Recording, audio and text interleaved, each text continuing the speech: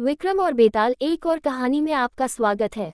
बहुत पुरानी बात है। धारा नगरी में गंधर्वसेन नाम का एक राजा राज करते थे। उसकी 4 रानियां थीं। उनके 6 लड़के थे जो सब के सब बड़े ही चतुर और बलवान थे। संयोग से एक दिन राजा की मृत्यु हो गई और उनकी जगह उनका बड़ा बेटा शंख गद्दी पर बैठा। उसने कुछ दिन राज किया, लेकिन छोटे भाई विक्रम ने उसे मार डाला और स्वयं राजा बन बैठा। उसका राज्य दिनों-दिन बढ़ता गया और वह सारे जम्बूद्वीप का राजा बन बैठा। एक दिन उसके मन में आया कि उसे घूमकर सैर करनी चाहिए और जिन देशों के नाम उसने सुने हैं उन्हें देखना चाहिए। सो वह गद्दी अपने छोटे भाई भर्तृहरि को सौंपकर योगी बनकर राज्य से निकल पड़ा। उस नगर में एक ब्राह्मण तपस्या करता था। एक दिन देवता ने प्रसन्न होकर उसे एक फल दिया और कहा कि इसे जो भी खाएगा वह अमर हो जाएगा। ब्राह्मण ने वह फल लाकर अपनी पत्नी को दिया और देवता की बात भी बता दी। ब्राह्मणी बोली, हम अमर होकर क्या करेंगे? हमेशा भीख मांगते रहेंगे, इससे तो मरना ही अच्छा है। तुम इस फल को ले जाकर राजा को दे आओ और बदले में कुछ धन ले आओ। ये सुनकर ब्राह्मण फल लेकर राजा भर्तृहरि के पास गया और सारा हाल कह सुनाया। भर्तृहरि ने फल ले लिया और ब्राह्मण को 1 लाख रुपये देकर विदा कर दिया। भर्तृहरि अपनी एक रानी को बहुत चाहता था। उसने महल में जाकर वह फल उसी को दे दिया। रानी की मित्रता शहर कोतवाल से थी। उसने वह फल कोतवाल को दे दिया। कोतवाल एक वेश्या के पास जाया करता था। वह उस फल को उस वेश्या को दे आया। वेश्या ने सोचा कि यह फल तो राजा को खाना चाहिए। वह उसे लेकर राजा भर्तृहरि के पास गई और उसे दे दिया। भर्तृहरि ने उसे बहुत सा धन दिया, लेकिन जब उसने फल को अच्छी तरह से देखा तो पहचान लिया। उसे बड़ी चोट लगी, पर उसने किसी से कुछ कहा नहीं। उसने महल में जाकर रानी से पूछा कि तुमने उस फल का क्या किया? रानी ने कहा, मैंने उसे खा लिया। राजा ने वह फल निकालकर दिखा दिया। रानी घबरा गई और उसने सारी बात सच सच कह दी। भर्तृहरि ने पता लगाया तो उसे पूरी बात ठीक ठीक मालूम हो गई। वह बहुत दुखी हुआ। उसने सोचा, ये दुनिया माया जाल है, इसमें अपना कोई नहीं। वह फल लेकर बाहर आया और उसे धुलवाकर स्वयं खा लिया। फिर राजपाट छोड़ योगी का भेष बना जंगल में तपस्या करने चला गया।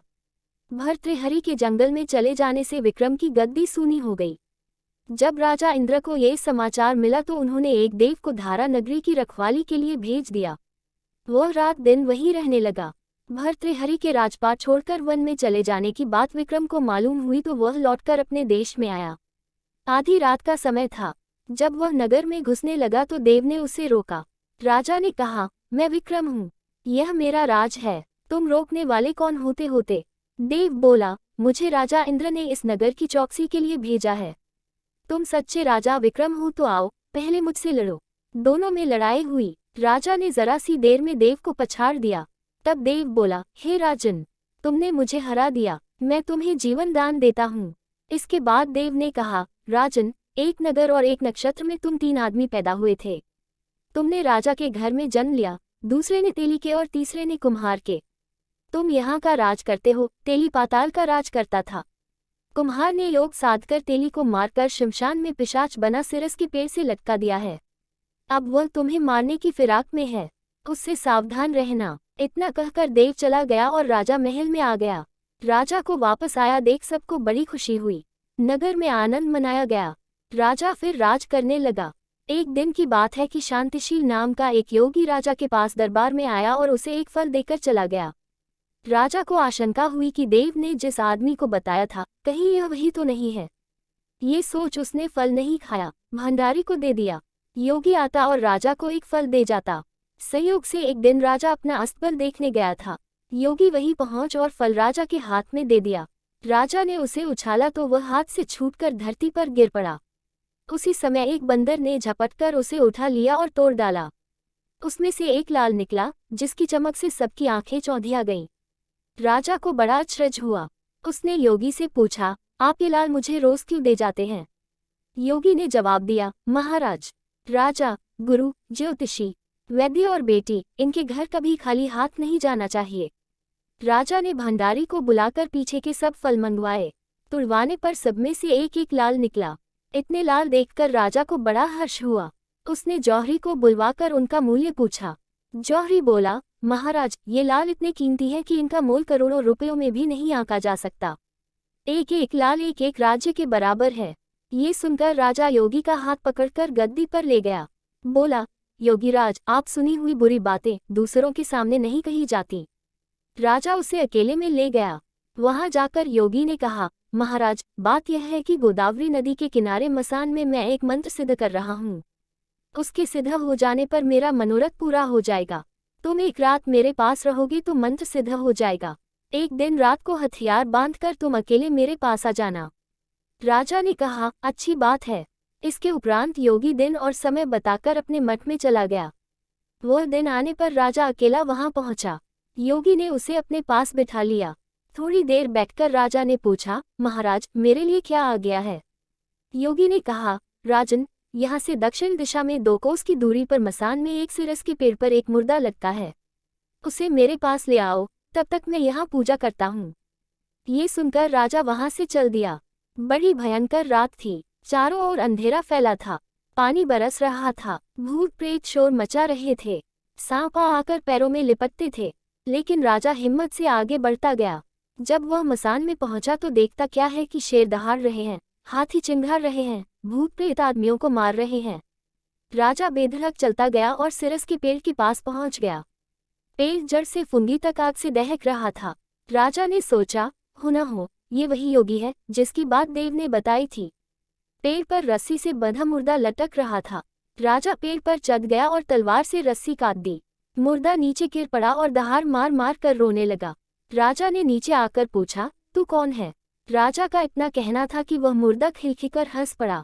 राजा को बड़ा आश्चर्य हुआ। तभी वह मुर्दा फिर पेड़ पर जा लटका।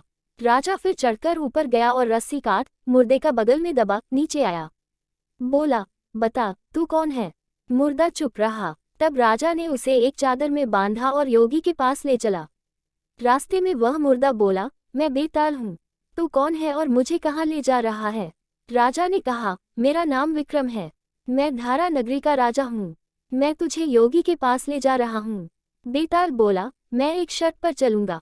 अगर तू रास्ते में बोलेगा तो मैं लौटकर पेड़ पर जा लटकूंगा। राजा ने उसकी बात मान ली। फिर बेताल बोला, पंडित, चतुर और ज्ञानी, इनके दिन अच्छी अच्छी बातों में बीतते हैं, जबकि मूर्खों के दिन कलह और नींद में। अच्छा होगा कि हमारी राह भली बातों की चर्चा में बीत जाए। मैं तुझे एक कहानी सुनाता हूँ। ले सुन। भोगवती नाम की एक नगरी थी। उसमें राजा रूपसेन राज करता था। उसके पास चिंतामणि नाम का एक तोता था। एक दिन राजा ने उससे पूछा, हमारा ब्याह किसके साथ होगा? तोते ने कहा, मगध देश के राजा की बेटी चंद्रावती के साथ होगा। राजा ने ज्योतिषी को बुलाकर पूछा तो उसने भी यही कहा। उधर मगध देश की राजकन्या के पास एक मैना थी। उसका नाम था मदन मंजरी। एक दिन राजकन्या ने उससे पूछा कि मेरा विवाह किसके साथ होगा तो उसने कह दिया कि भोगवती नगर के राजा रूपसेन के साथ। इसके बाद दोनों को विवाह हो गया। रानी के साथ उसकी मैना भी आ गई। राजा रानी ने तोता मैना का ब्याह करके उन्हें एक पिंजरे में रख दिया। एक दिन की बात की तोता मैना में बहस हो गई। मैना ने कहा, आदमी बड़ा पापी, दगाबाज और अधर्मी होता है। तोते ने कहा, स्त्री झूठी, लालची और हत्यारी होती है। दोनों का झगड़ा बढ़ गया तो राजा ने कहा, क्या बात है, तुम आपस में लड़ते क्यों हो? मैना ने कहा, महाराज, मर्द बड़े बुरे होते हैं। इसके बाद मैना ने एक कहानी सुनाई।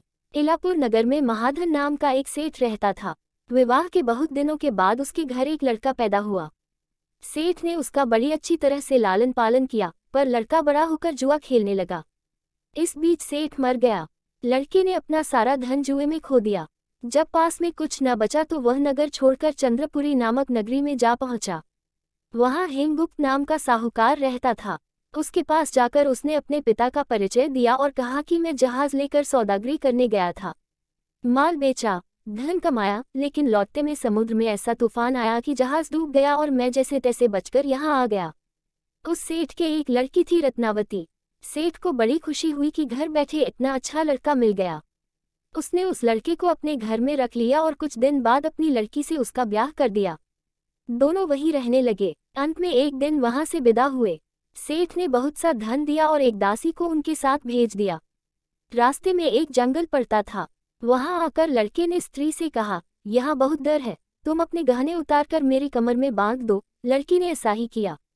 इसके बाद लड़के ने कहारों को धन देकर डोले को वापस करा दिया और दासी को मारकर कुएं में डाल दिया। फिर स्त्री को भी कुएं में पटक कर आगे बढ़ गया। स्त्री रोने लगी। एक मुसाफिर उधर जा रहा था। जंगल में रोने की आवाज सुनकर वह वहां आया, उसे कुएं से निकालकर उसके घर पहुंचा दिया। स्त्री ने घर जाकर माँ बाप से कह दिया कि रास्ते में चोरों ने हमारे गहने छीन लिए और दासी को मारकर मुझे कुएं में धकेलकर भाग गए। बाप ने उसे ढाढ़स बंधाया और कहा कि तू चिंता मत कर, तेरा स्वामी जीवित होगा और किसी दिन आ जाएगा। उधर वह लड़का जेवर लेकर शहर पहुंचा।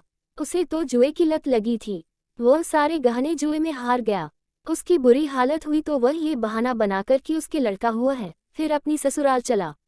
वहां पहुंचते ही सबसे पहले उसकी स्त्री मिली। वह बड़ी खुश हुई। उसने पति से कहा, आप कोई चिंता न करें, मैंने यहाँ आकर दूसरी ही बात कही है। जो कहा था वह उसने बता दिया। सेठ अपने जमाई से मिलकर बड़े प्रसन्न हुए और उन्होंने उसे बड़ी अच्छी तरह से घर में रखा। कुछ दिन बाद एक रोज जब वह लड़की गहने पहने सो रही थी, उसने चुपचाप छुरी से उसे मार डाला और उसके गहने लेकर चंपत हो गया। मैना बोली, महाराज, ये सब मैंने अपनी आंखों से देखा। ऐसा पापी होता है आदमी। राजा ने तोते से कहा, अब तुम बताओ कि स्त्री क्यों बुरी होती है।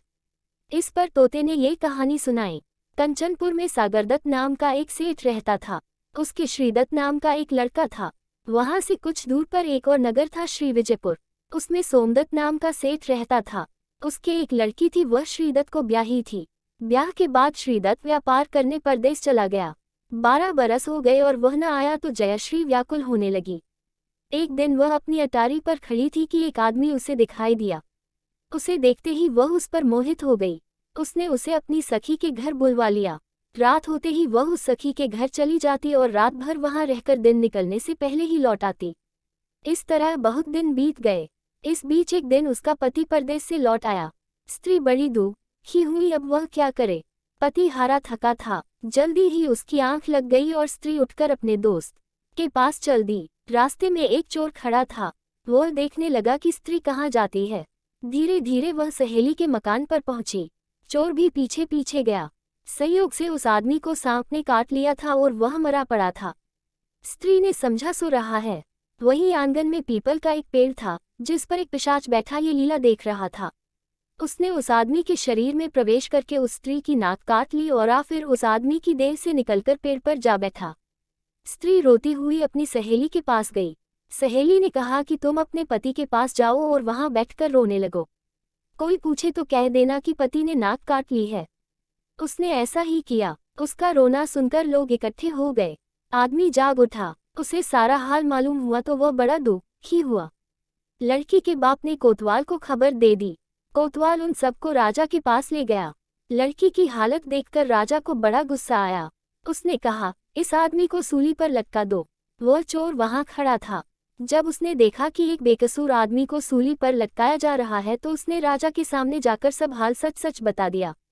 बोला, अगर मेरी बात का विश्वास न हो तो जाकर देख लीजिए, उस आदमी के मुंह में स्त्री की नाक है। राजा ने दिखवाया तो बात सच निकली। इतना कहकर तोता बोला, हे राजा, स्त्रियां ऐसी होती हैं। राजा ने उस स्त्री का सिर मुंडवाकर गधे पर चढ़ाकर नगर में घुमवाया और शहर से बाहर छुड़वा दिया। ये कहानी सुनाकर बेताल बोला, राजा, बताओ कि दोनों में ज्यादा पापी कौन है। राजा ने कहा, स्त्री। बेताल ने पूछा, कैसे। राजा ने कहा, मर्द कैसा ही दुष्ट हो, उसे धर्म का थोड़ा बहुत विचार रहता ही है, स्त्री को नहीं रहता, इसलिए वह अधिक पापिन है। राजा के इतना कहते ही बेताल फिर पेड़ पर जा लटका। राजा लौटकर गया और उसे पकड़ कर लाया। रास्ते में बेताल ने 5वीं कहानी सुनाई। आगे की कहानी आपको दूसरे भाग में सुनाएंगे।